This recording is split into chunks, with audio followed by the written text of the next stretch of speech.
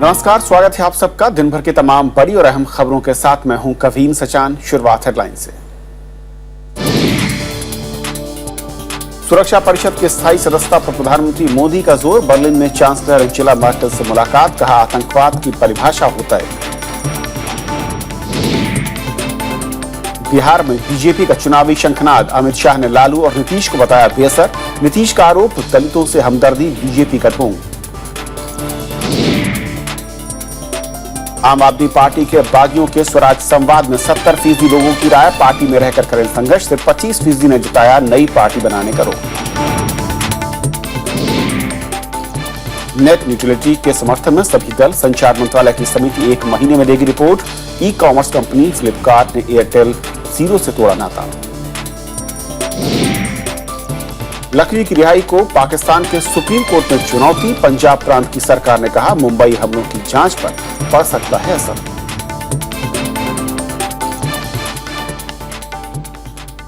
और देखते हैं हमारी आज की पहली खबर।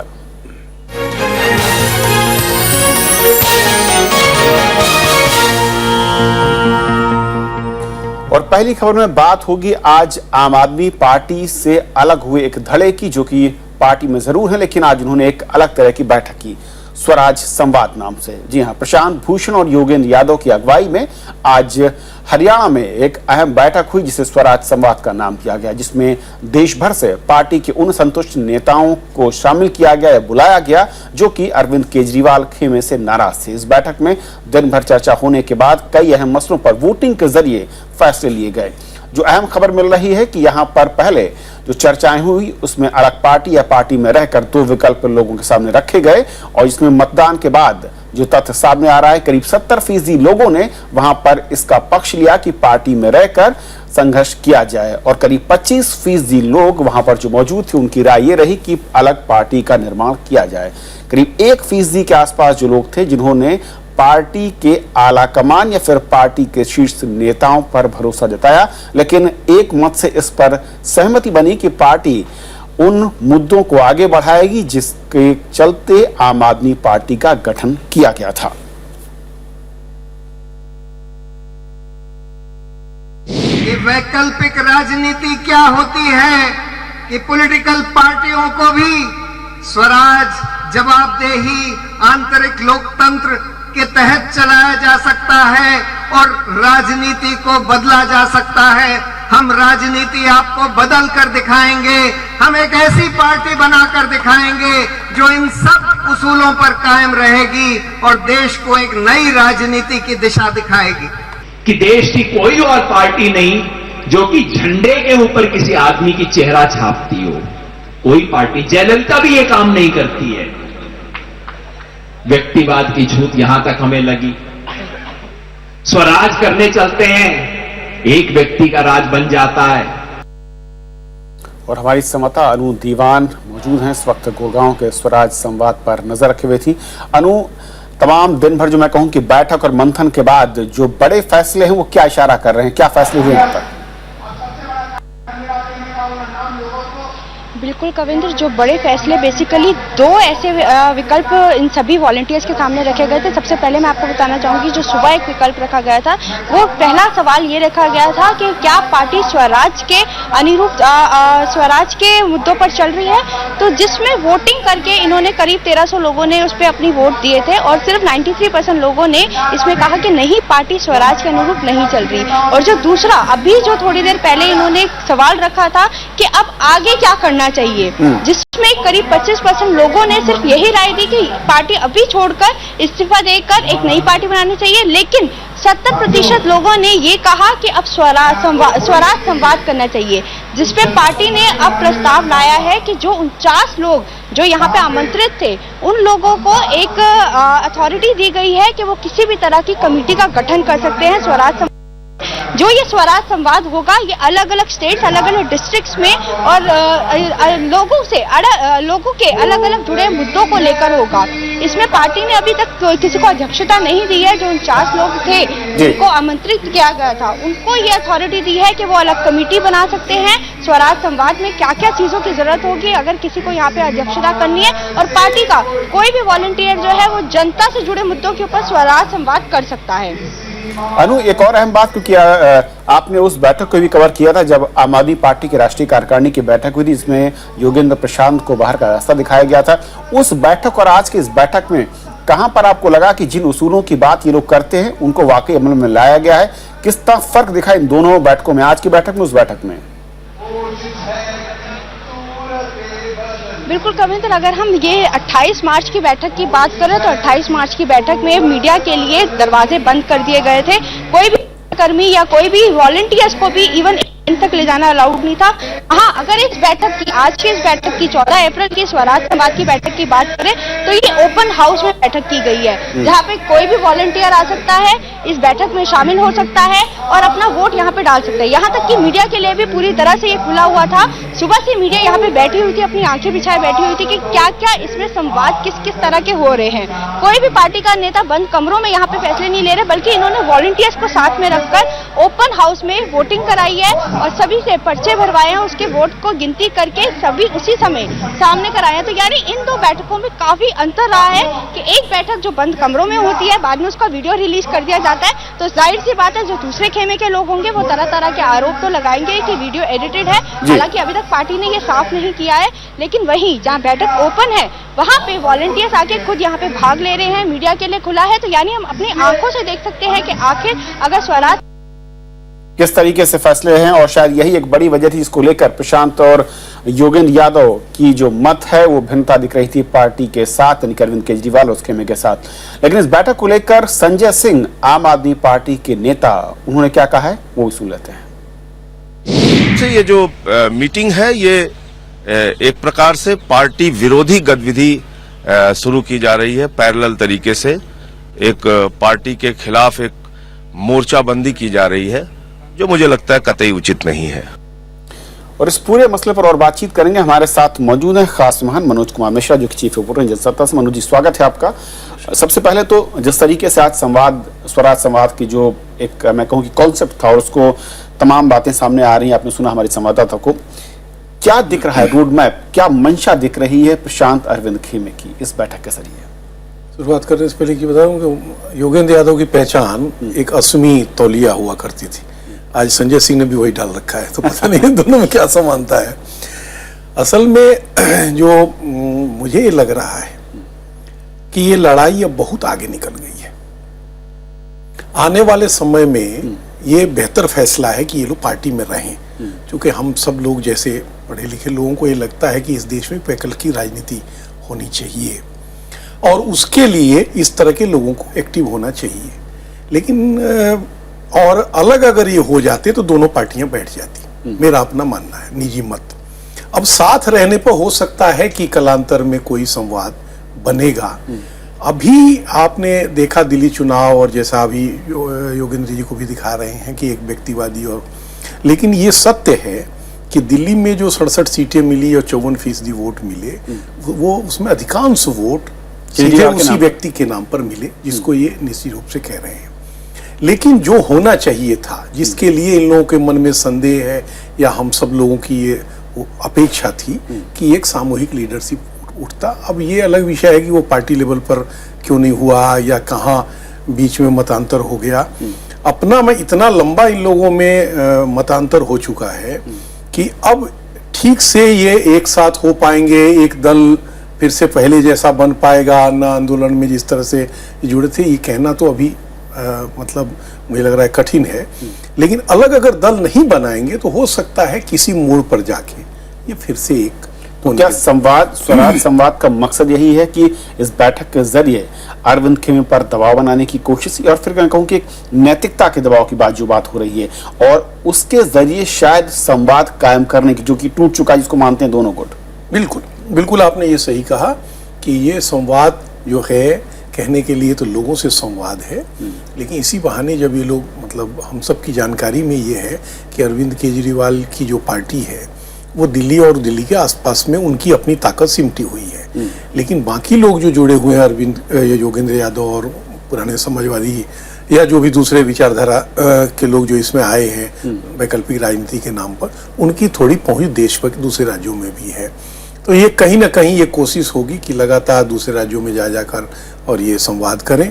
और उस संवाद के बहाने ये अरविंद केजरीवाल और उनके साथ जो लोग हैं उन पर ये मानसिक रूप से दबाव बनाए कि हम साथ चलेंगे तो ज्यादा अचीव कर लेकिन पाएंगे। अब तक का जो काम करने का तरीका अरविंद केजरीवाल का रहा है पार्टी के अंदर, जिन भी लोगों ने सवाल खड़े किए हों या फिर मुद्दे हों या फिर आरोप लगाए हों, उन सबको बाहर का रास्ता देखना पड़ा है पार्टी से। क्या वाकई कोई ऐसे विकल्प दिखते हैं आपको कि ये पूरा खेमा जो कि स्वराज संवाद कर रहा था ये पार्टी में रह पाएगा, और इस तरीके से शक्ति प्रदर्शन में कहूं या फिर दबाव की राजनीति के आगे क्या केजरीवाल या केजरीवाल की टीम इन्हें कोई स्पेस देती दिखेगी? लंबा तो नहीं होगा, बिल्कुल आपने सही कहा। जिस तरह का एटीट्यूड दिखा अरविंद केजरीवाल में, उससे ये बहुत लंबा इन लोगों का साथ दोनों का चल पाएगा ऐसा कहना तो कठिन है। दूसरा, पहले ये भी था कि कुछ जो वरिष्ठ लोग जैसे एडमिरल रामदास या इस तरह के जो सीनियर लोग थे जिनका एक थोड़ा सा ऑरा बना हुआ था और उनके चलते बातचीत, वो सब भी टूट चुका है। अब अरविंद केजरीवाल सुप्रीमो है, जैसे मायावती अपनी पार्टी में है या जयललिता तमाम रीजनल पार्टी में जो रीजनल का है वो सुप्रीमो है, उनके मन में जो आएगा, जो उनको जो समझ में आएगा वो फाइनल फैसला है। तो वो किसी इस तरह के किसी के समझाने से आएंगे ऐसा तो मुझे लग नहीं रहा है। हाँ, अगर उनको दिखेगा कि मैं कमजोर हो रहा हूं, मेरी ताकत घट रही है, या दिल्ली के लोगों से उनको रिस्पॉन्स मिलना कम हो जाएगा जो उनकी ताकत बनी हुई है, तो संभव है कि वो झुके। लेकिन अभी इतना आसान नहीं लग रहा है। अभी तो यही लग रहा है कि ये बहुत लंबा नहीं चल पाएगा साथ दोनों का।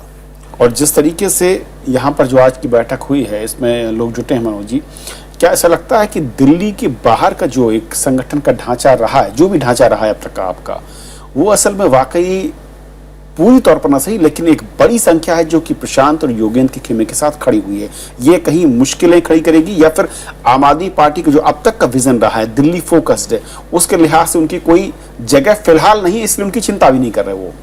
अभी आपने बिल्कुल दुरुस्त कहा, क्योंकि लोकसभा चुनाव में हम सबका ये मानना था कि अगर अरविंद केजरीवाल दिल्ली और दिल्ली के आसपास चुनाव लड़ते तो हो सकता था कुछ सीटें आ जाए, देश भर में लड़े। और मुझे लग रहा है कि अभी अरविंद केजरीवाल, वैसे हमारी शुभकामना है कि राष्ट्रीय नेता बने, प्रधानमंत्री के दावेदार हों, लेकिन अभी उनको परिपक्व होना है, क्योंकि उस लोकसभा चुनाव से वो इतने निराश हो गए थे कि वो राजनीति छोड़ने को तैयार थे और जेल गए और तमाम तरह की चीजें हुई। अभी जैसे अगला चुनाव सबसे पहला जो बिहार में होना है, और आज की जो जानकारी मिल रही है उसमें बिहार यूनिट की एक दो बड़े नाम जो हैं उनको छोड़ के बाकी सारे लोग इस मीटिंग में हैं। तो जाहिर तौर से उस चुनाव में ये दबाव होगा कि चुनाव लड़े न लड़े, चुनाव लड़े तो फिर टिकट किसको दे, और उसमें अगर सफलता नहीं मिलेगी जो जिसकी अभी चांसेस ज्यादा लग रहे हैं, तो फिर उसी तरह का झटका लगेगा। और पंजाब चुनाव होने में भी समय है जहां आम आदमी पार्टी का अच्छा स्कोप है जी। तो मुझे लग रहा है कि फिर से एक झटका खाने के लिए अरविंद केजरीवाल या तो वो ये तय कर लें जो बार बार घोषणा कर रहे हैं, या रामलीला मैदान में उन्होंने 14 तारीख को जो घोषणा की कि हाँ हम दिल्ली में रहेंगे, दिल्ली से बाहर जाना हमारा घमंड है या फलना ठिकाना, ये जो चीज, या तो वो तय कर लें कि नहीं लड़ेंगे बिहार या नहीं लड़ेंगे पंजाब, तब तो दूसरा विषय है। लेकिन मुझे लग रहा है कि ये दबाव उन पर बहुत ज्यादा रहेगा। और बिल्कुल आपने ये सही कहा, पार्टी का जो राष्ट्रीय ढांचा बना है वो तो हम सब लोग जानते हैं कि वो तो बेसिकली इन्हीं दोनों लोगों का या इनके मंडली के लोगों का, हाँ, पुराने समाजवादी या जो बाकी लोग हैं, इन्हीं लोगों का खड़ा किया हुआ है पूरे देश में। मनोज जी, बहुत बहुत शुक्रिया इस पूरे मसले पर बातचीत करने के लिए आपका। ये थी हमारी पहली खबर। छोटा सा ब्रेक के उस पार दिन भर की दूसरी बड़ी खबर।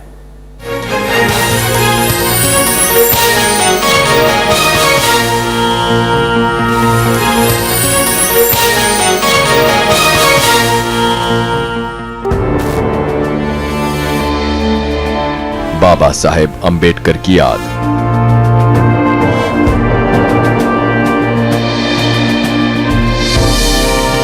आज का हिंदुस्तान और दलितों का उत्थान। देखिए देश देशांतर, दलितों की हिस्सेदारी, आज रात 8:30 पर।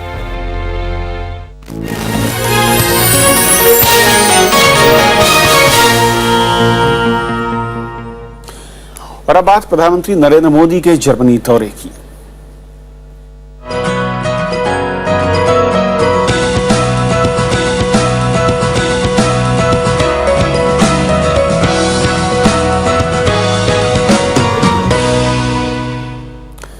प्रधानमंत्री नरेंद्र मोदी और जर्मनी की चांसलर एंजेला मार्केल के बीच आज बर्लिन में शिखर वार्ता हुई और साझा घोषणा पत्र जारी किया गया। दोनों देशों के बीच विज्ञान, तकनीकी, इंजीनियरिंग, आयात और लघु उद्योगों से जुड़े 3 समझौते हुए हैं। प्रधानमंत्री ने मेक इन इंडिया अभियान के तहत जर्मन कंपनियों को भारत में विशेष सहूलियतें देने की बात कही है।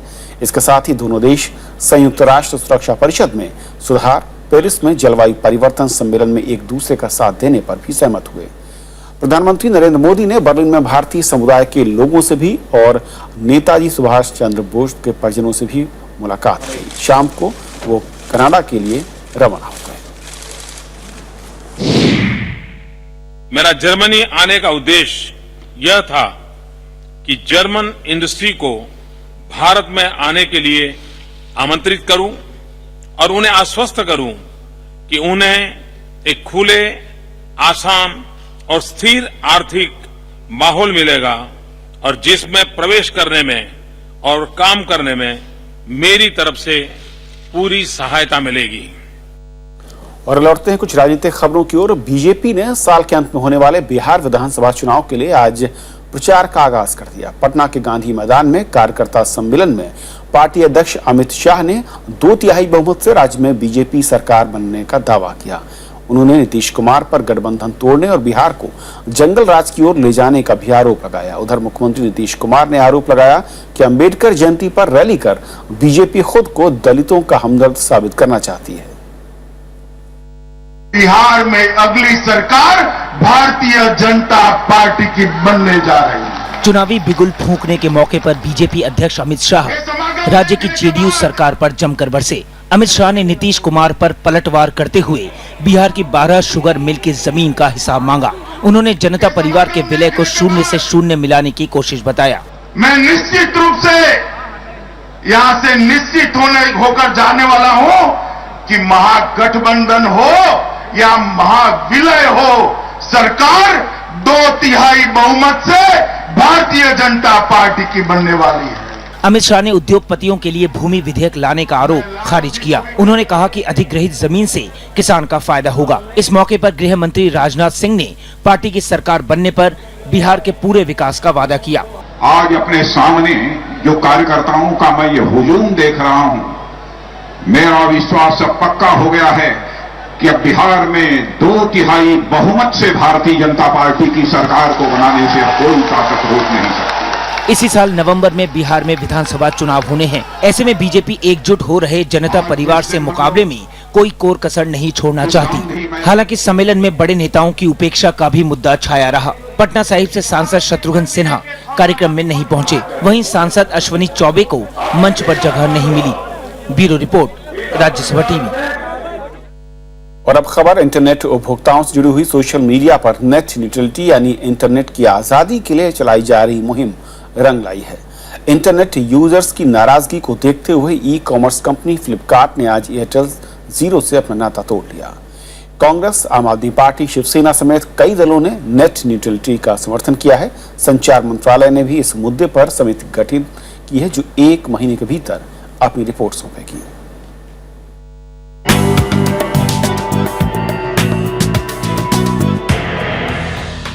फ्लिपकार्ट ने आखिरकार भारतीय एयरटेल के साथ अपनी डील रद्द कर दी। फ्लिपकार्ट को सोशल मीडिया पर नेट न्यूट्रलिटी के समर्थन में चलाई गई मुहिम के आगे झुकना पड़ा। फ्लिपकार्ट के ऐप को एयरटेल जीरो के प्लेटफॉर्म पर विशेष तवज्जो दी गई थी, लेकिन इसे नेट न्यूट्रलिटी के नियमों का उल्लंघन माना जा रहा था। We are not going to be participating in any zero rating program, and we'll do everything we can as Flipkart to make sure we upheld all the principles and the spirit of net neutrality. Net neutrality को कुछ इस तरह समझा जा सकता है कि कोई भी व्यक्ति जब किसी इंटरनेट ऑपरेटर से डाटा पैक लेता है तो उसका अधिकार है कि वो इंटरनेट सर्फ करे, व्हाट्सएप पर चैट करे या फिर वीडियो कॉल करे। लेकिन इंटरनेट कंपनियां इन ऐप के लिए अलग अलग शुल्क वसूलना चाहती हैं। इससे उपभोक्ता के लिए इंटरनेट काफी महंगा हो जाएगा। शिवसेना, आम आदमी पार्टी से लेकर कांग्रेस ने नेट न्यूट्रलिटी का समर्थन किया है। नेट न्यूट्रलिटी होनी चाहिए। आईएसपीज को और टीएसपीज को, इंटरनेट सर्विस प्रोवाइडर्स और टेलीकॉम सर्विस प्रोवाइडर्स को ये इजाजत नहीं होनी चाहिए कि वो नेट के ऊपर ये तय करें कि डेटा यूजेज के ऊपर डिफरेंशियल ट्रीटमेंट अलग अलग एप्लीकेशंस के साथ में वो ट्रीट कर सकें। ये उनको इजाजत नहीं होनी चाहिए।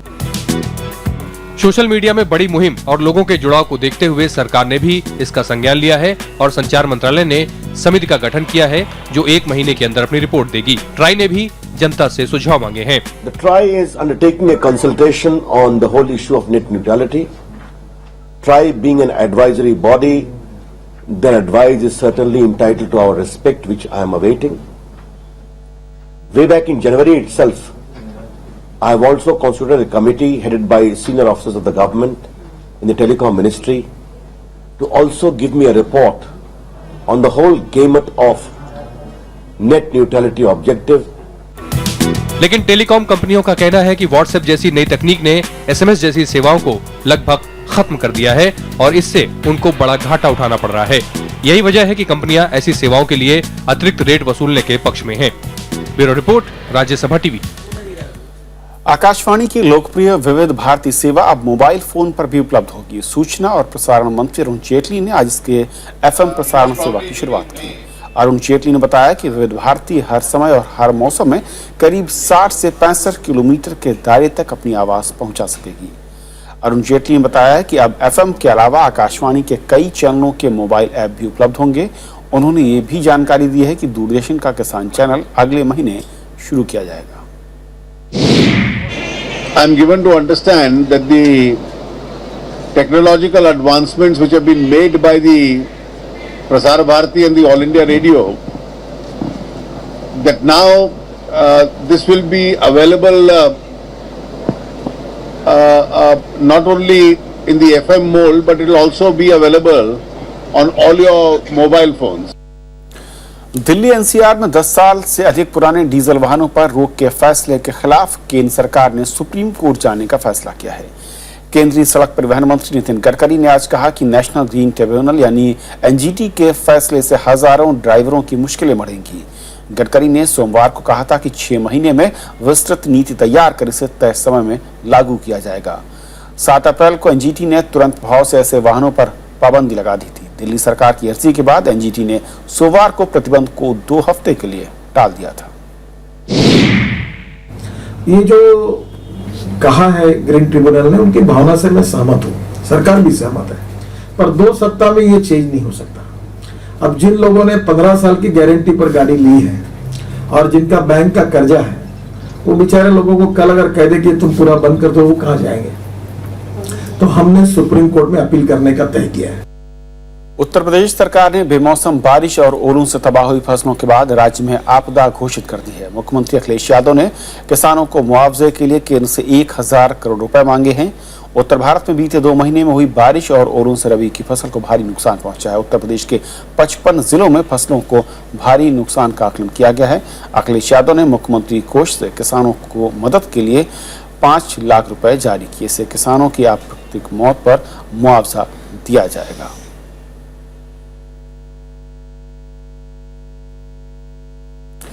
मुंबई आतंकी हमले के मास्टरमाइंड जकीउर रहमान लखवी की रिहाई को पाकिस्तान ने सुप्रीम कोर्ट में चुनौती दी है।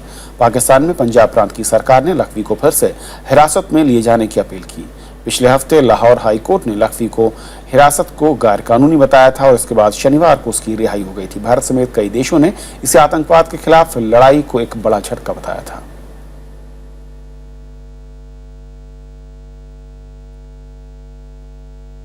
देश भर में आज संविधान निर्माता बाबा साहेब भीमराव अम्बेडकर की 124वीं जयंती धूमधाम से मनाई गई। संसद परिसर में राष्ट्रपति, उपराष्ट्रपति समेत कई सांसदों ने बाबा साहब को श्रद्धासुमन अर्पित किए। भारतीय संविधान के मुख्य शिल्पकार डॉक्टर भीमराव अंबेडकर की जयंती के मौके पर संसद परिसर और सेंट्रल हॉल में उन्हें श्रद्धांजलि दी गई। राष्ट्रपति, उपराष्ट्रपति और गृह मंत्री राजनाथ सिंह समेत कई केंद्रीय मंत्रियों ने भी उन्हें श्रद्धा सुमन अर्पित किए। कांग्रेस अध्यक्ष सोनिया गांधी और पूर्व प्रधानमंत्री मनमोहन सिंह समेत कई सांसद भी इस मौके पर मौजूद थे। मध्य प्रदेश के महू में भीमराव अंबेडकर की जन्मस्थली के अलावा देश के दूसरे हिस्सों में भी कई कार्यक्रम हुए। इसमें शामिल हुए नेताओं ने बाबा साहेब को याद किया। कुछ ऐसी प्रतिभाएं होती है जो जन्म लेते हैं सिर्फ समाज और राष्ट्र के लिए, राष्ट्र और समाज को कुछ देने के लिए, न तो अपने परिवार को कुछ देने के लिए। जब दुनिया छोड़ के जाते हैं तो समाज को और राष्ट्र को कुछ दे के जाते हैं और यही काम डॉक्टर बाबा साहब ने किया था। अम्बेडकर जी ने जो सपना देखा था देश के अंदर, जो हमारा दलित वर्ग है, जो पिछड़े हुए हैं, जो समाज के साथ बराबरी के हिस्से में नहीं खड़े हुए, आजादी के आज इतने वर्षों बाद भी उनको बराबर ला करके खड़ा करना भारतीय जनता पार्टी यही चाहती है। 14 अप्रैल 1891 को पैदा हुए डॉक्टर भीमराव अंबेडकर ने मुंबई विश्वविद्यालय के अलावा कोलंबिया और लंदन विश्वविद्यालय से पढ़ाई की। उन्होंने जाति प्रथा और छुआछूत के खिलाफ जीवन भर संघर्ष किया। आजादी के बाद उन्हें संविधान की मसौदा समिति का अध्यक्ष बनाया गया।